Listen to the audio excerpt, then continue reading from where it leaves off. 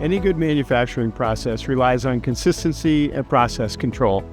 With the machine that Progress Group has developed and the automation that they've incorporated into this, it allows us to have a very consistent, repeatable process every time. We source our sand for our process from Cadillac, Michigan. We source our cement from Muskegon, Michigan. The sand gets delivered in large trucks and pumped into our 48-ton silos. The printer, when necessary, calls for sand and cement to be delivered to the print head. The print box that we have is approximately 8 feet wide by 5 feet deep by 16 feet long.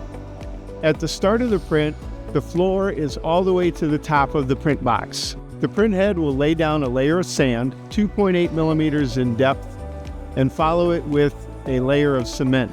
The cement is injected in between the particles of sand in the cross-section of the part that we're trying to make. So the sand is all around the cement and acts as a support structure for the product that we're making. At the end of this cycle, the floor of the print box will move down 2.8 millimeters and another layer of sand and cement are deposited into the print box. We allow that to cure for approximately 10 to 12 hours.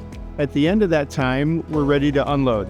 We use a series of air-actuated valves to open and close and remove the particles of sand, which go on a conveyor and go back to our sand silo.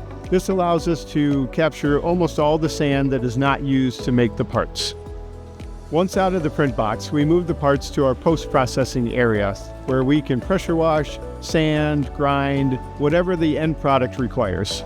With a focus on sustainability, we take all of the water that we use in our post-processing, travels down a trench drain to a cistern where it's captured.